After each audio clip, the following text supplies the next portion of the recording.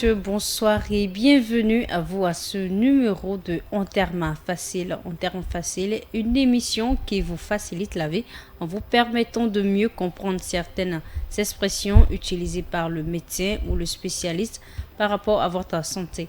Mariela Do, je conduirai cette émission et Parfait Afodé nous assistera techniquement.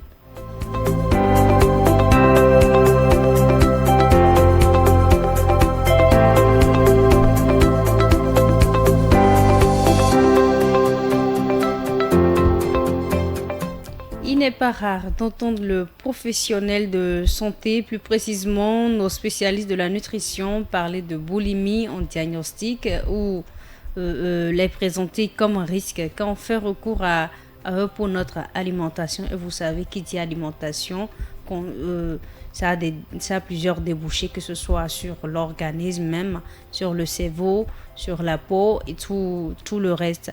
Alors, il est prouvé par une étude que 5 patients sur 6 viennent se faire consulter pour la boulimie. Faire sortir l'expression boulimie, que doit-on comprendre, que doit comprendre le patient et comment se comporter quand on a ce trouble. Madame Aneka Asogba, psychologue et spécialiste en santé diététique, ici en studio avec nous, nous apportera des réponses.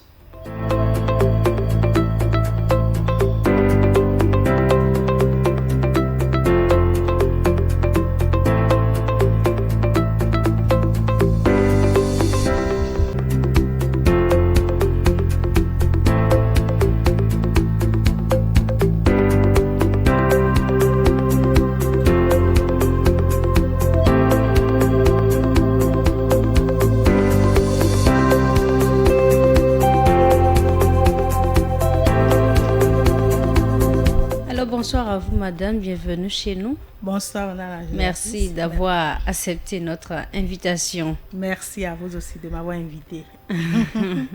Alors, ce soir, on parlera de la boulimie. Qu'est-ce qu'on peut comprendre de l'expression boulimie et quels sont les symptômes qui viennent quand on souffre de ce mal?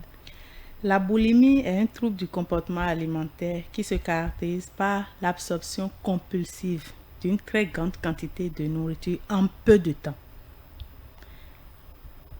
La personne a la sensation de perdre le contrôle. Elle ne peut pas s'empêcher de manger. Quand on parle de boulimie, c'est quelqu'un qui mange beaucoup. Ce qu'on appelle en langue locale fond adore, c'est ça. Beaucoup en peu de temps. C'est ça la boulimie. Et quand on parle de boulimie, le sujet ou bien l'enfant est animé par une force intérieure qui l'amène à accomplir ce acte. Il ne peut pas résister. Parce qu'on parle d'une crise boulimique. Quand on parle de crise, c'est angoissant. C'est quelqu'un qui n'a pas le contrôle sur l'acte qu'il pose. Non, qu'il le veuille ou pas, quand il ne mange pas, il n'est pas à l'aise. C'est obsessionnel. Il doit manger. Et c'est quand il finit de manger que la crise est finie. Oui. Quand on parle de boulimie. Quand on parle de crise... oui, quand tu les vois, ils sont même en transe quand ils mangent. Quand on parle de boulimie, oui. Et c'est ça, on dit une grande quantité en aussi peu de temps. Ils ne marchent même pas. Ils avalent le repas. Comme symptômes, comme je viens de dire, ce sont des pulsions irrésistibles d'absorption en grande quantité de repas, des consommations d'aliments gras, sucrés. C'est quand on voit sans notion de plaisir. Parce que quand on prend le repas, c'est un plaisir pour nous de manger. On savoure, on déguste un repas. Le patient atteint mange seulement. Il prend le repas, il mange. Et quand toi-même tu vois, c'est comme si quand on lui donne le repas, il s'agroupit, il prend le repas comme si quelqu'un veut prendre chez lui. Il avale comme ça. C'est quand il n'y a pas de plaisir, il n'a pas un plaisir à manger ce repas. Et après avoir fini de manger, après avoir quitté la crise, il se sent coupable. Il a honte. Parce que supposons qu'on vous a donné à manger à 2, à 3. Il arrache chez les autres. Il mange vite, vite, vite, vite. Et après, il se culpabilise. Parce que c'est le repas de tout un ensemble. Des fois, mais les parents ne comprennent pas. Et disent, comme tu viens de le dire, que ce sont des add-ons. Alors que c'est une pathologie. Il faut soigner cette envie pressante de manger chez l'enfant. Et des fois, chez eux, on commence par taper. Tu es méchant, tu n'aimes pas partager avec tes frères, tu n'aimes pas ci, tu n'aimes pas ça. C'est un alors mal que c'est un mal. Quand ça devient récurrent, il faut vraiment consulter. Et quand ça... Après, quand vous finissez de manger, si la crise vient à n'importe quelle heure, même dans la nuit noire, vous allez les voir au niveau du frigo en train de manger tout ce qu'il y a. Tout ce qu'il y a. Des fois, mais ils arrivent même à manger du sable, leur paille, oui, tout ce qu'ils ont sous la main, ils mangent ça. Et après, c'est pour prendre des laxatifs pour contrôler leur poids. Oui. Ce que vous dites là est quand même, je dirais pas bizarre, mais phénoménal, je vais dire, parce que quand c'est comme ça, on imagine déjà à peu près la scène et c'est pas du tout joli à voir. Alors, c'est pas du tout joli. Quelles sont les causes d'une telle maladie? Pour cause, on peut parler des causes génétiques, neurologiques, physiologiques, familiales ou socio-culturelles. Mais souvent, on retrouve les facteurs précipitants tels que une période de stress intense, un syndrome dépressif, une maladie qui a pour vomissement, que pendant la maladie, tu as eu à vomir et ça a déclenché ce processus chez toi. Parce que j'ai dit qu'après avoir mangé, ils prennent des laxatifs pour pouvoir évacuer ce qu'ils ont mangé. Et reprendre encore. Quand la crise vient, on reprend encore. Un régime restrictif peut envoyer à manger beaucoup. Ils se disent, je suis en régime, tu les vois, ils ne mangent pas. Mais quand la crise vient, ils prennent tout ce qui tombe sous leurs mains, ils mangent. La perte d'un être cher, ça peut constituer créer un déclic. Oui, des causes pour la boulimie. À part ça, nous avons les autres facteurs, les facteurs familiaux, mais les facteurs socioculturels, ce que la société nous renvoie.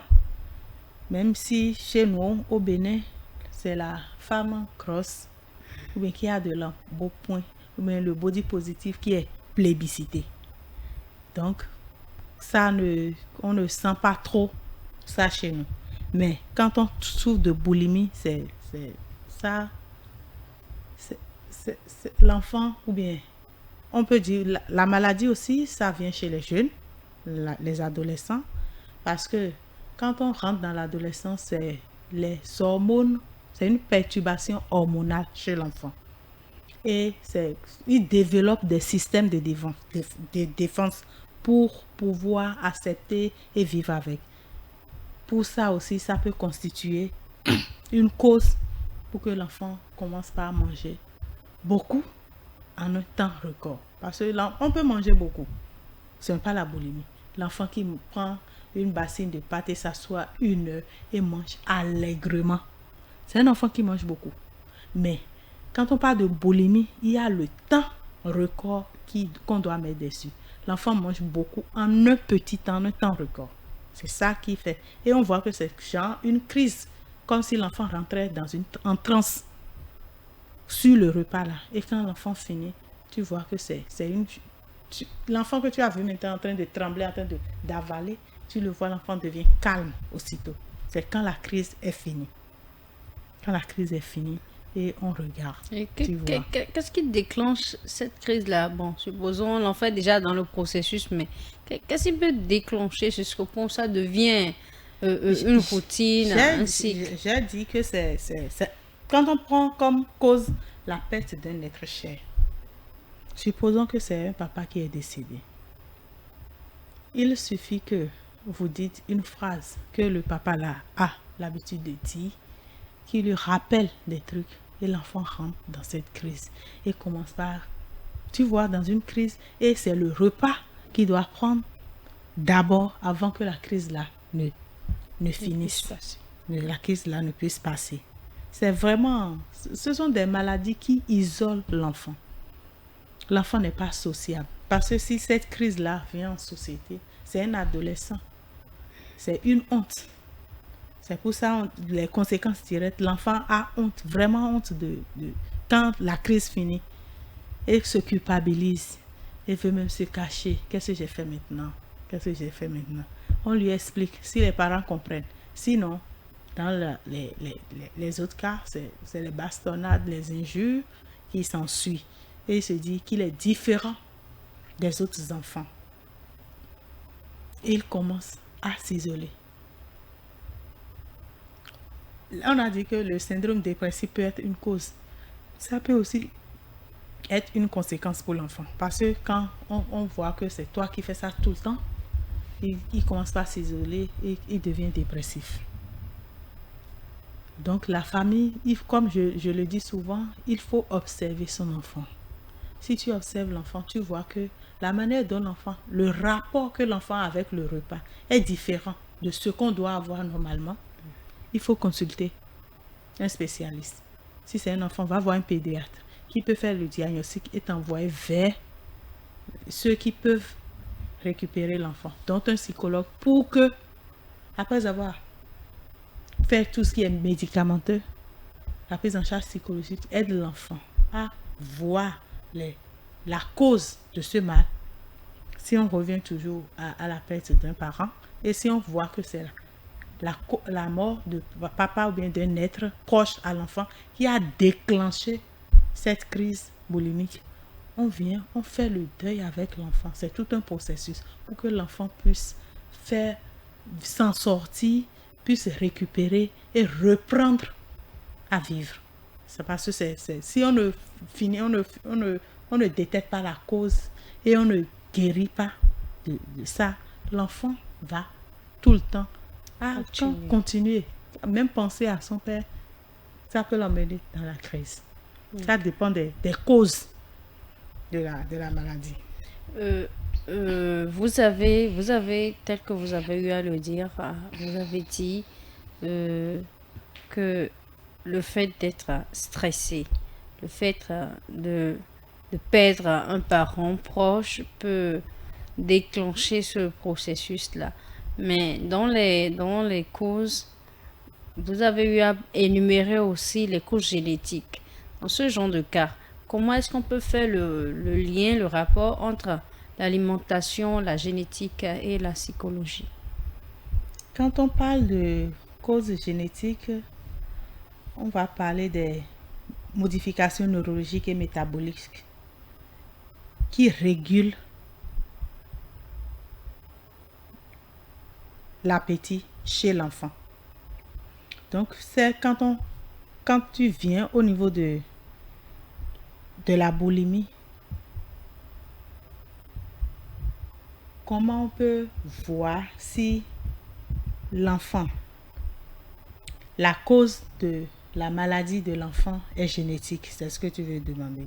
Là, il faut aller voir un médecin. Si tu viens chez le psychologue, on va te faire des tests pour voir si réellement tu souffres de la boulimie. Si oui, quelles en est les causes? C'est dans les tests que tu vas dire. L'entretien que tu auras avec le psychologue, il y a des questions qu'il va te poser pour comprendre ce qui en est réellement. Quand est-ce que ça a commencé? Même de faire attention, qu'est-ce qui déclenche cette crise?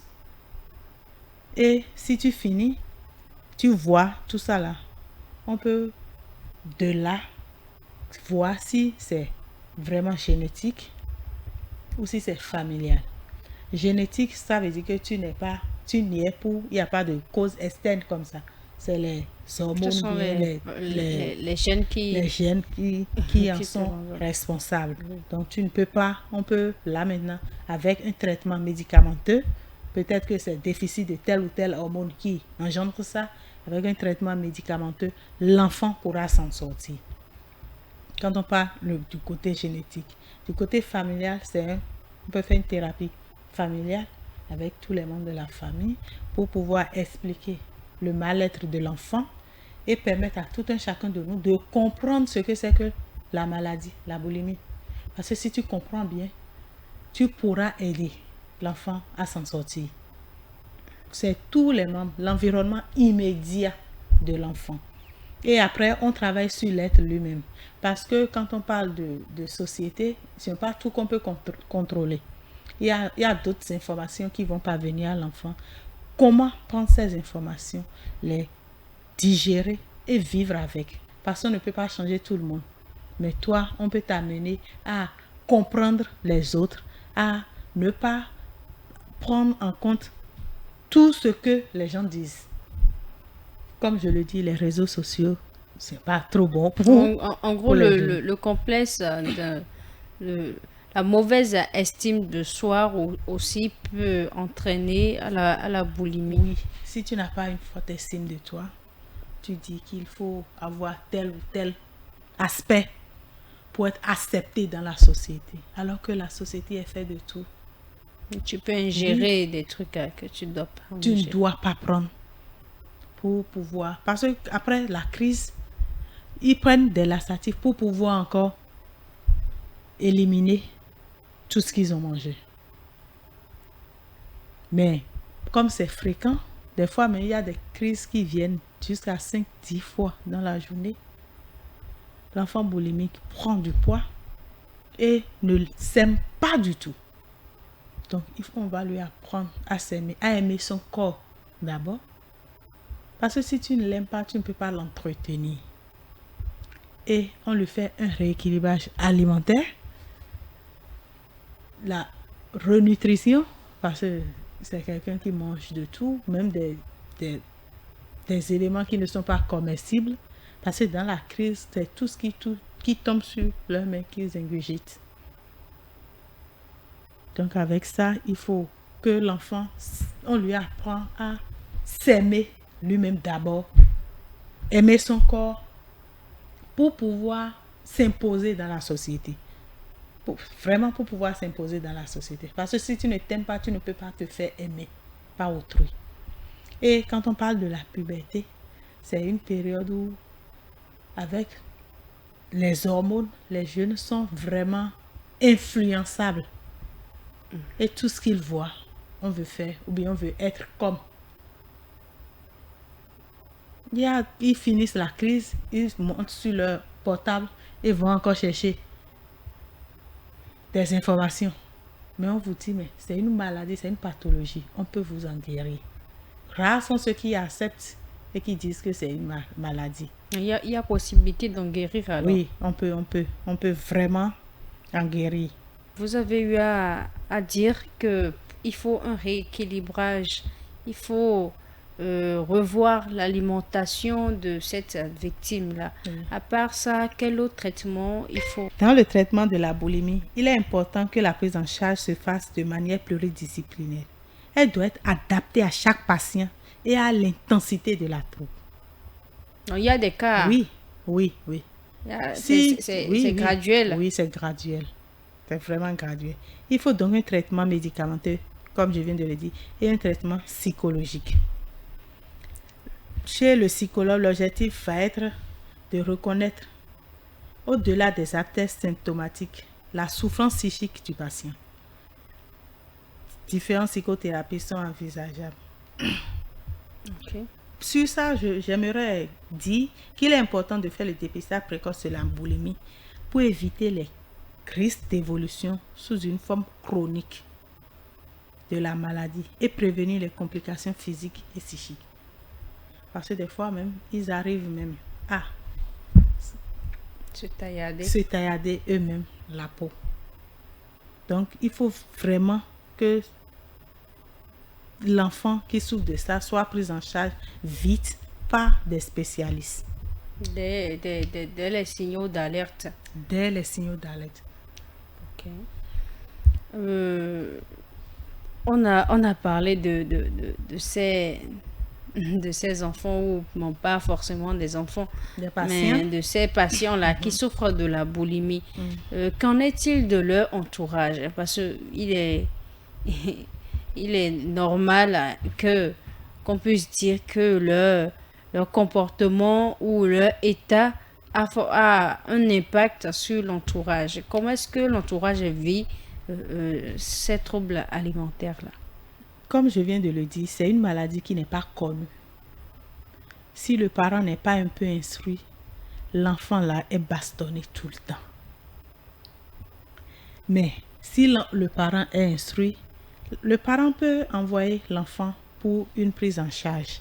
Et dans ce cas, expliquer aux autres. Parce que c'est vraiment difficile de voir son enfant souffrir, quelle que soit la maladie. C'est une souffrance pour les parents de voir ça. Un enfant qui ne contrôle pas ses pulsions. C'est difficile pour eux. Donc, avec l'enfant, on peut faire une prise en charge familiale pour les aider aussi à comprendre la maladie, à l'accepter et à aider dans le processus de guérison de l'enfant. Parce qu'ils seront des facteurs clés. Parce que le nutritionniste va leur donner un calendrier alimentaire, des heures fixes pour le repas, des quantités fixes, et c'est à eux de veiller à ce que l'enfant soit vraiment et reste vraiment strict dans la prise de ces repas-là et aussi dans la prise des médicaments que les autres spécialistes vont donner à l'enfant. Et pour ça, je peux dire aux parents de valoriser l'identité de chacun et d'accepter la diversité. Quand l'enfant, vous pouvez avoir 3 à 4 enfants, vous pouvez avoir une éducation spécifique à leur donner.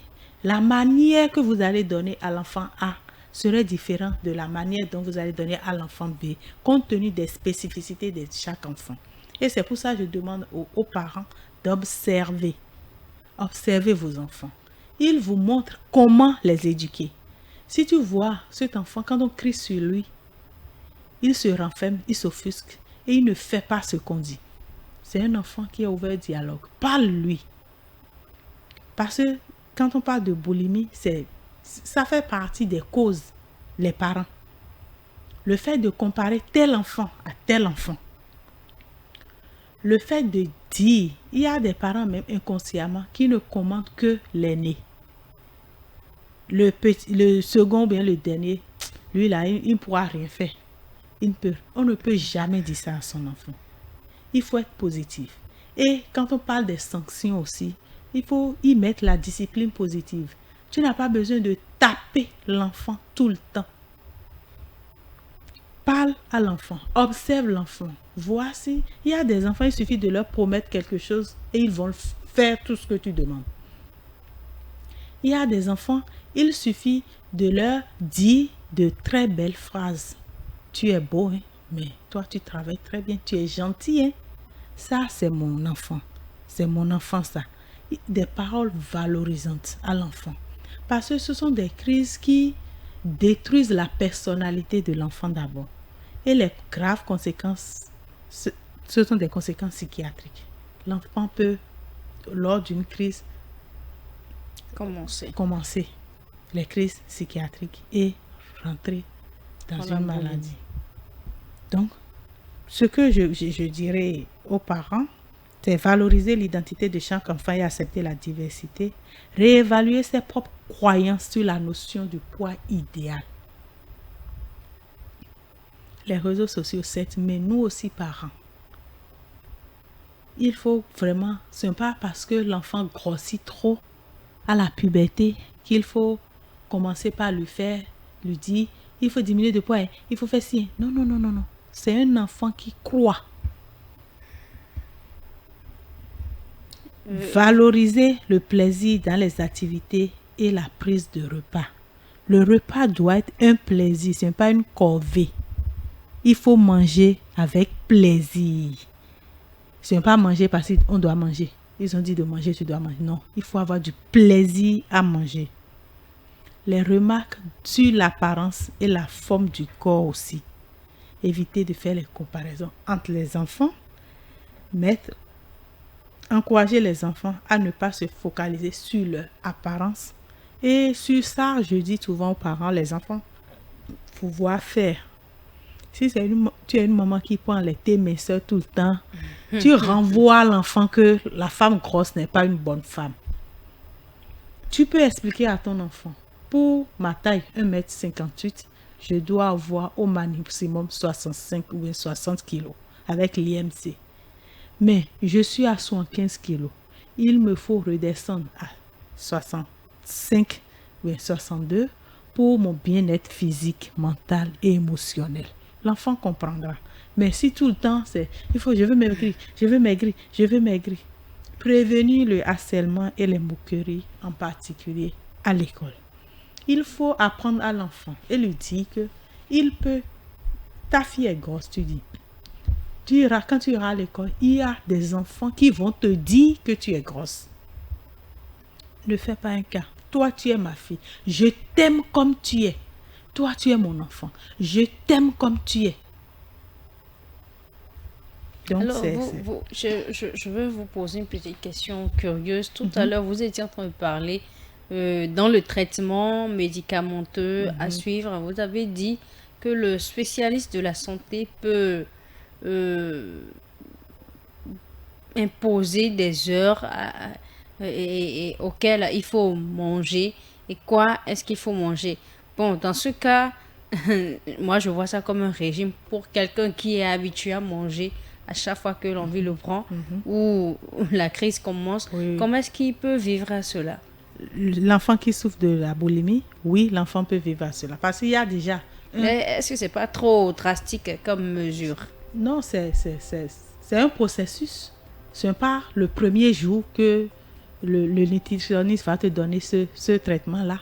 C'est un processus.